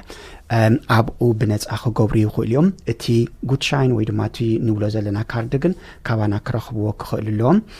ምናልባሽ ኣብ ካንቶን ዙሪክ ኮይኖም ኣብ ሽታት ጥራሕ ዘለው ሰባት እንድሕር ኮይኖም ካብ ካልእ ቦታታት እውን ክኾኑ ይኽእሉ እዮም ድቐረቦም ዩኒቨርሲቲ ሽፒታል ናይ ዙሪክ እንድሕሪ ዝቐርቦም ኮይኑ ወይ ድማ ብካልእ ጉዳያት ናብኡ ዝኸዱ እንድሕር ኮይኖም ንሳቶምን ምሳና ሓቢሮም ስለ ዝሰርሑ ናብኡ ኸይድካ እውን ትመርመራ ክግበር ይከኣል እዩ እቲ ጉድሻይን ድማ ወይ ድማ እቲ ወረቐት እቲ ናይ ነፃ ዝብል ማለት እዩ ካባና ክረኽብዎ ይኽእሉ እዮም ወይ ከዓ ኣብ ናትና ቴስት መግበሪ ወይ ድማ መመርመሪ ክፍሊ ስለ ዘለና ናይ ላቦራቶሪ ክፍሊ ስለ ዘለና ኣብኡ መፂኦም እውን መርመራ ክገብሩ ይኽእሉ እዮም ኢብን ካልእ እንድሕር ሕማማት ሃልዩውን ምናልባሽ ክፍሊት ክህልዎ ይኽእል ተፈላለየ ዓይነት ሕማማት ካልኦት እውን ክገብሩ ይኽእሉ እዮም ቴስቲን ዝበሃል ናይ ሱሪሸር ኤዲስ ኢልፈም ኣብ ካንሰለራይ ስትራሰ ኣብ ሽፕረሰን ስትራሰ 41 ስለ ዘሎ ኣብዚኦም ሰለስተ ቦታታት ብምኻድ ኣብ ኖቨምበር ነፃ ክግበር ይከኣል ማለት እዩ ትኬት ናይ ትራንስፖርት ኣይንኸፍልኒና اتي مرمرا دوصو وصيتات ግን ናምነት ልዕል 9 ፍራንክ ይውድእ ማለት ኢና ሓደ መርመራ እዚ ብነጻ ክኸውን እዩ ናብቲ ፕሮግራም ክሳተፉ ዝደልዩ ሰባት ናብቲ ናይ ፋሽን ሾው ወይ ድማ ናብቲ ናይ ኩዕሶ እግሪ ምስቶም ኩዕሶ እግሪ ዝጻወቱ ምስተን ፋሽን ሾው ደካይዳ ኦሬዲ ዝተዳለወ ነገራት ኣሎ ነጻ ዝረኽቦ ብዙሕ ነገራት ኣሎ ነቲ ተዓዛቢ ግን ኣክንዲ ናይ ትራንስፖርት ነጻ ማሃብ እቲ ምእተው ነጻ ስለ ዝኾነ ብነጻ ከኣቱ ይኽእል እዩ ኩሉ ፕሮግራማት ልክዕ ከም ካልኦት ፕሮግራማት ኣለዎ ድስተ ኣለዎ ድብላ ኣለዎ ኩሉ ነገር ስለ ዘለዎ ጥራሕ ናይ ሓበሬታ ዘይኮነ ወይ ድማ ናይ መርመራ ጥራሕ ዘይኮነ ወይ ድማ ናይ ፋሽን ሾው ጥራሕ ዘይኮነ ምስ ካልኦት ሰባት ናይ ምርኻብ ዕድሉን ስለ ዝፈጥር ትዘሎ ድስተ ትዘሎ ድብላ እንዳወሰድካ ማለት እዩ ክትዘናግዓሉ ትኽእል ምሸትን እንደገና ቀትርን እዩ ምናልባሽ ቦታ አገዳሲ እዩ ናይታ ፋሽን ሾው ንገብረላ ቦታ ኣብ ሎጋርተን ናይ ገማይንደ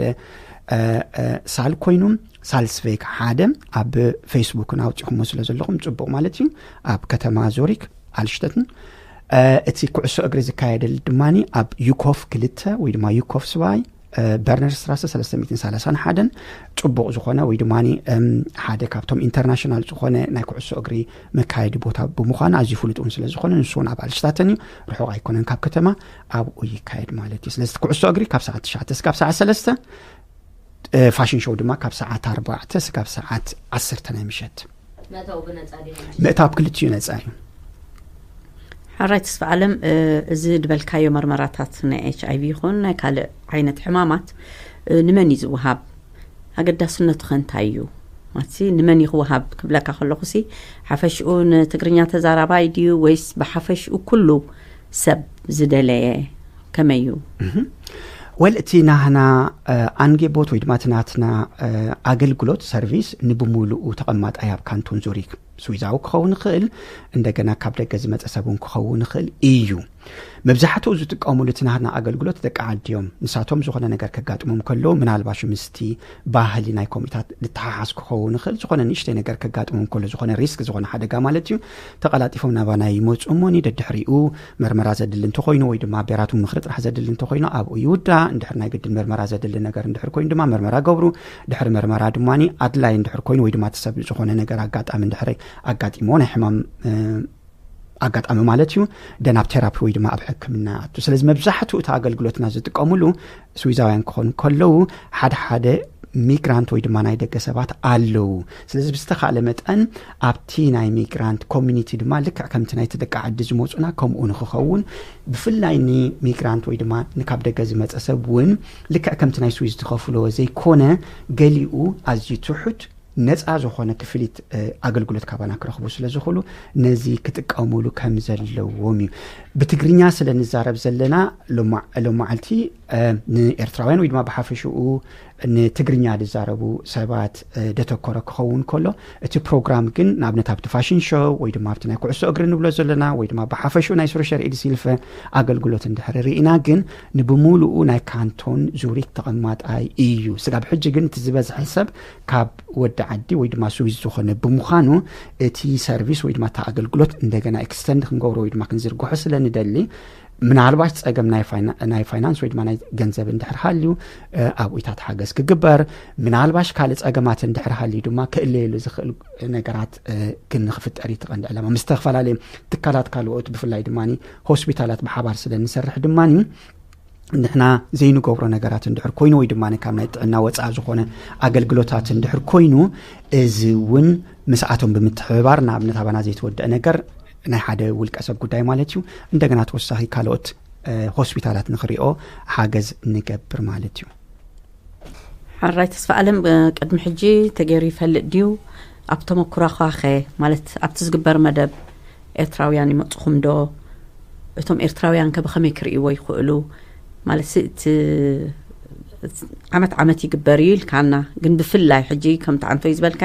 ናይ ትግርኛ ተዛረብቲ ስለ ዝኾነ መደብ ትግርኛውን ስለ ዝኾነ ዲና ንብል ዘለና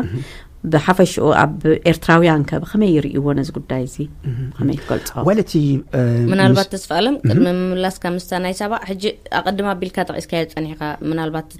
تمدب نخلي نود عدي يخون نسدتنيا إحنا قلنا بريديو برهان سلازلنا نابتم إرتراويان كأسلت حبريتا خان حلف دلينا سلازلنا مالتي من البات مبزحته أمدك عدي أم زموت ويلكا حبريتا خبزي مهلاو دخون خل يفلت أوديوم تأجد سنته توم إيرتراويان بجوب حبريتها يبصحهم دي من البات فرحلو زيتات نجارات كمير تبغى يوتي دتساخيو أبصران تايتي تأجم كابد جزمت سبت راح تنازي كنا نكالس أجمات بوزح أجمات كل إن فقط نزخنا سوال عندك عد كي ترفعون جن تخبدت نايتي أجمات كفل عليه نعم نتعمل جمرتك المتسن كلنا نبز عدويد ما بحفشوا كاب كالبوت هتزموت سوات تحرينا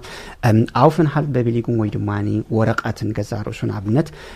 كتركب عندي كم priority ويدما كم عندي سريعها نعوق تركب تسعر مالتي من الباشن إيش تتحمل كان قرات ندهر حالي بسونتك أوكي حنساب تنحل ليزي وراء مسرخبكو ويدو ما سرح ونخون خيل حنساب نايسرح قدام سوز أخو نايت أنك كجبر إذا أخذت أنها تخيليا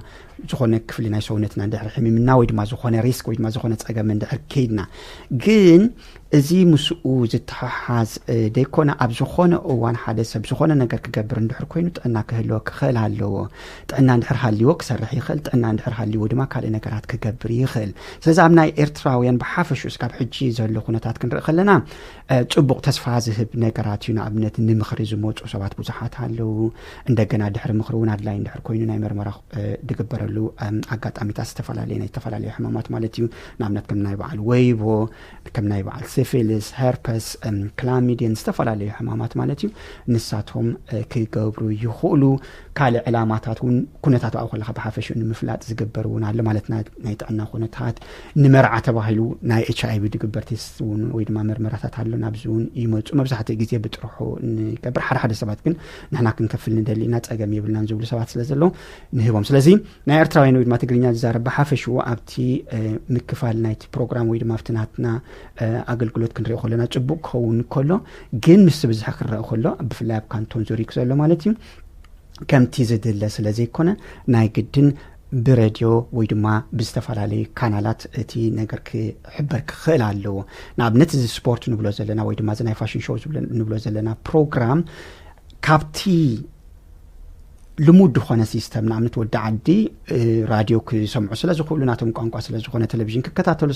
سلازخولو ناتم قانقا سلازخونه صقمات يبلو من تحبريتا كرخبو يخوليوم ابناي دغز متصب كم بعلنا ارترايان اندحريخا ግን قانقا صقمالو እንደገና ተወሳኹን ምናልባሽ ፕሮግራማት بوجود يسحق خون خلنا حدا إرتراوي سلذ كم جيتات سلزلهم أكندي بتلمود دخانة سيستم ويد ما بتلمود دخانة كانال راح تتكم وتأ خون عبنت فاشن شو ويد ما سبورت بهم إتات مدب سلز تجبره زيتيك عندي علامو وتأنا كابت نورمال شخونة من عالباش دحرستو سنة أوان جن 15 عامت مسكبر حادث بكل نكرات بمولو مسولت أجن نت السيستم نايز عادي بقلي لخر الدوس لزخل قانقونات أجام خون سلزي كل عندنا كم إتات برنامجات مدلاو نفولي سبك تكبر وما نفولي كوميونيتي تكبر أقداس سلزي كونه يتعرف مالتيو جن بحافشو بسبورت غيركا بفاشن شو غيركا زخونة نجار مكبر كم سبمت أمالتي نسب دس للزبلة عزيو وتيتاو كخون تسفلنا كابز حلف أواناتون تبغ وتيتات سلزرخبنا عندنا ندقمو لنا مالتيو هالرايب خمي ما قد يخم كجوس قصة تقايدو نقابلنت أب كامبتات نزلوا بمجد بيت صحفتات حبريتها كم زبطحهم يقبر ديو ويسمع أكل كيتكم تقبروا مالت ركباتن حبريتاتاتن على ديو تي برنامجات استفعل عليه برنامجات يزلوا مالتي تأجل قلت ناي سوريش ريدي سيلفا ويدما ناي ريدي سيلفا زوريك نقابلنت أبناي مخرج راح كنرئين كلنا شخونا سبنا بأوفيس كمت يخليهم أب أوفيس راح زي كونون من على بشاقة داس ندهر كوين نبت أوفيس نخموس ندهر زي دليل خوينام أب ريستورانت كخون خلي أب كالبوتات كخون خلي إيفن أب جزان دهر تعدي مناون اتي ناي مخرج برنامجات كنجبر نخلينا أب ناي سنتر ويد ما بني أزيل أنتر كنت ندهري رينا دما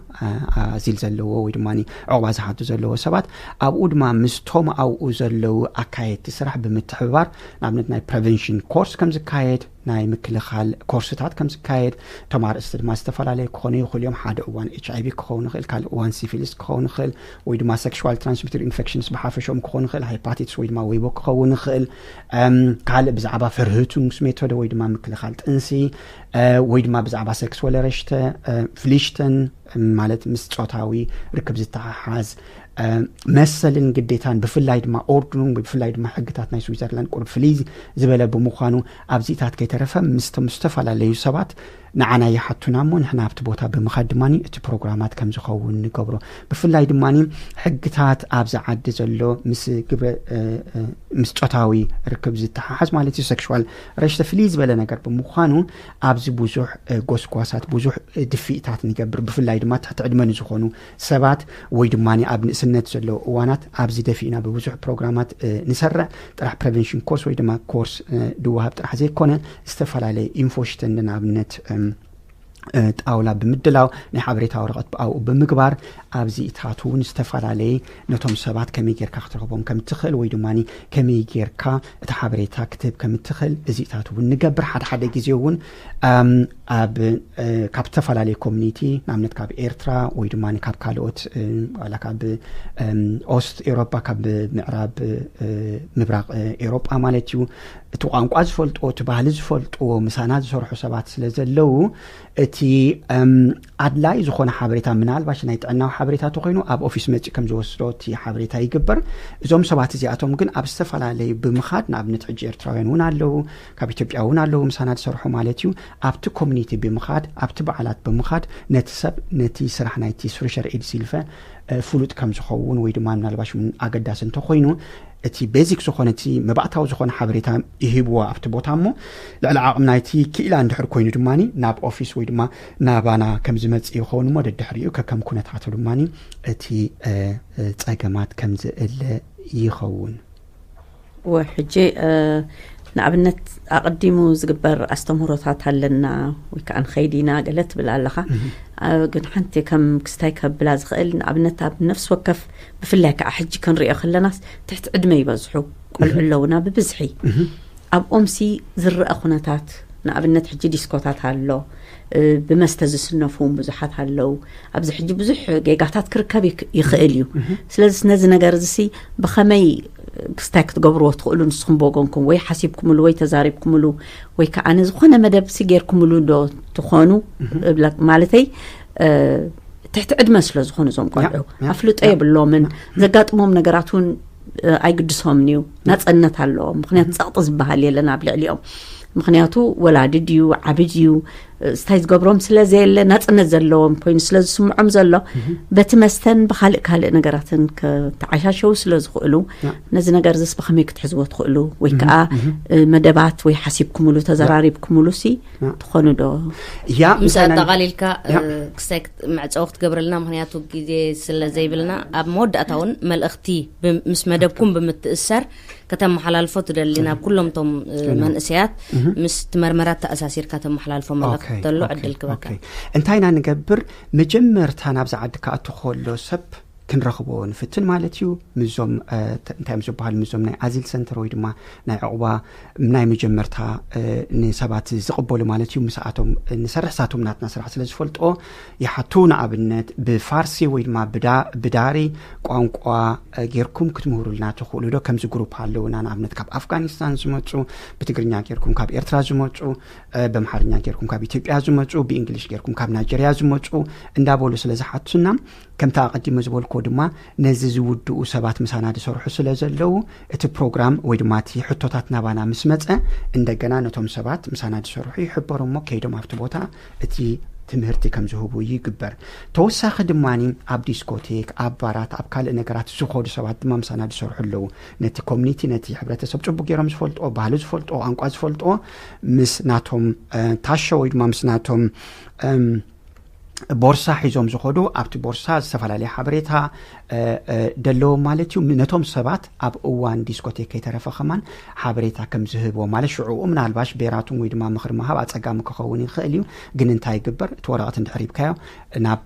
ትካል ከም ዝመጽእ ወይ ድማ ናብ ኦፊስ ከም ዝመጽእ ይግበር ብጣዕሚ ጽቡቕ እዩ ዝሰርሕ ብዙሓት ሰባት ናባና ይመጽኦም ብዙሓት ኤርትራውያን ኣለዉ ትግርኛ ዝዛረቡ ማለት እዩ ንኣሽቱ ከይተረፉ እዚ ክኸውን ከሎ ጽቡቕ ኢፌክት ወይ ድማ ጽቡቕ ውጽኢት እንዳርኣየ ዝኸይድ ክኸውን ከሎ ነታ ናይ መጨረሽታ ዕድል ዝበልክኒ ኣብ ሰራ እንደገና ናብ ንኽምለስ ድማኒ እንታይ ትቐንዲ ዕላማ ካብ WHO ወይ ድማ ካብ ዩናይትድ ኔሽንስ ዝወፀ ሓደ ዕላማ ወይ ድማ ሓደ ታርጌት ኣሎ ስጋብ 2020 ዝጸንሕ ማለት እዩ እንታይ እቲ ዕላማ 90 ዝብል 399 ዘለዎ ማለት እዩ እንታይ ማለት እዩ ኣብ 2020 9% ካብ ዘይፈልጡ ሕሙማት ዝኾኑ ሰባት ዴፎልት ግንትናቶም ስታቱስ ወይ ድማ ኩነታቶም 9% ክምርመሩ ከም ዘለዎም ከምኡ ክንገብር ከም ዘለና ምንቅስቃሳትና ናኡ ዝዓለመ ክኸውን ከም ዘለዎም ተኻልእቲ 9 ድማኒ ካብዞም ተስ ዝገበሩ ሰባት 9% ካብ ተረኽቦም ሰባት ወይ ድማ ዝሓመሙ ሰባት ኣብ ቴራፒ ክኾኑ ወይ ድማ ኣንቲ ሪትሮቫይራል ትሪትመንት ክኾኑ ኣብ ሕክምና ክኾኑ ማለት ይክረኽቡ ታሳልሰይቲ 9 ድማኒ ካብዞም ሕክምና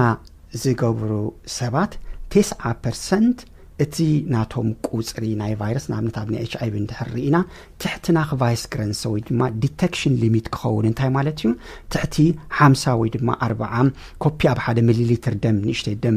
ማለት እዩ እቲ ቫይረስ ቁጽሩ ክኸውን ቶታሊ ክተጥፋ ይትኽእል ካብ ናይ HIV ኬዝ ማለት እዩ ስለዚ ትሕቲኡ እንድሕር ኮይኑ ግን ንኻልእ ሰብ ናይ መሃብ ተኽእሎ ስለዘየለ ናብነት ቆልዓ ክወልድ እንድሕር ዝደሊ ኮይኑ ዝኾነ ናይ ሜዲካል ሓገዝ የድልየኑ እቲ መድሃኒት ጥራሕ ይወስድ ማለት እዩ ደድሕሪኡ ግብረ ስጋ ወይ ድማኒ ቆልዓ ናይ ምውላድ ተኽእሎ ጥዑይ ዝኾነ ቆልዓ ማለት እዩ ምንም ከይተጠቀምካ ካልእ ሕክምናዊ ነገራት ከይተጠቀምካ ስለትኽእል ኣብዚ ዓብ ተራይ ጻወት ማለት እዩ ስለዚ ተሳልሳይ ማለት እዩ 9% ኣብ ትሕቲ ቴራፒ እንድሕር ኮይኖም እቲ ቁጽሪ ናይቲ ቫይረስ ትሕቲ 50 ኮፒ ኣብ 1 ሚሊሊትር ክኸውን ወይ ድማኒ ትሕቲ ናኽቫይረስ ግረንስ እንድሕር ኮይኑ ኩሉ ነገር ክገብር ስለዝኽእል እዚ ድማ ብሓፂር እዋን ክውዳእ ስለዝኽእል ንኣብነት ሓደ ሰብ 4-5 ወርሒ ወይ ድማኒ 6 ወርሒ ጥራሕ እንድሕር መድሃኒት ወሲዱ ክበጽሖ ከም ዝኽእል ቁጽሪ ቫይረስ ትሕቲ 50 ወይ ድማ تحت 4 كوبي ب 1 مليلتر كون سلا زغل زتوين خال لك كم تطعي سب كتنقاساس كل ነገር ክትገብር ከም ትኽእል ተقدم حج ዝግበር ዝነበረ artificial ናብነት ሓገዛት ከም ዘየድሊ ናብነት እንቃቆሖ ብምሕጻብ ናይ ጓለን ስቴት ወይ ድማ ስፐርም ናይ ወዲ ተባዕታይ ብምሕጻብ ቆልዓ ጥዕና ዘለዎ ንምርካብ ዝባሃል ዝነበረ ንሱይታት ከይተሰርሐ ጥራሕ ብመድሃኒት ክግበር ስለ ዝኻል እዚ ትቀንዲ ዕላማ 999 ወይ ድማ 90 ዝብል ሱናና ዕላማ እዩ تسفالم سفي حبريتا لك أنت خنا مزلنا جيزين لومي أبزي كنزازمينا زخبركم سمعتنا تسفالم تياب ناي كعسو قدم كمون ناي فاشين شو بنت أيوي لنا لو متينا أبو نساتف تأدرشا أفتقزات فيسبوك ناي راديو برهان أتيكم كترخبوت خليكم سلازي أبزي أقداس مدب كلاتنا نساتف بزي أقد أمي كان زخاخر ندلي تسفالم بلبنا مسكنا كاسلة حبريتا ብዙሓት ኤርትራውያን ክሳተፉ ድማ በዛ አጋጣሚ ንምነ ሓፍተሽ ታለሚነ ደሲል መናአነ ኩሉና ተዝኾነ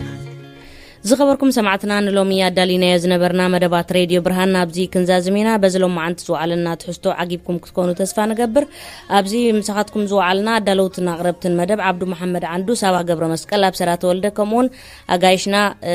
የማነ ዮሐንስ ከምኡን ተስፋ አለም ገብረ ገርግሽ ብሽም ኩሎም ተኸታተልቲ መደባትና ከነመስግን ንፈቱ ዝመጽ ወርሒ ብኻልእ ትሕዝቶ ክሳብ ንራኸብ ኣብዘ ዘለኹሞ ሰላም እንጥዕናን ንኹልና ናምንተሎ መስገበሮ ተላዓልበሎ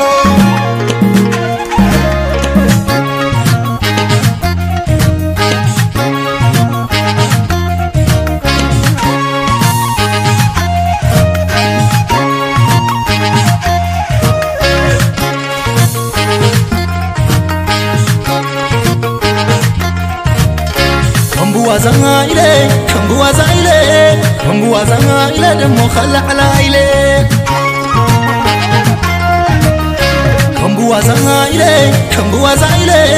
كمبوازايله عفتاي ملايله كمبوازايله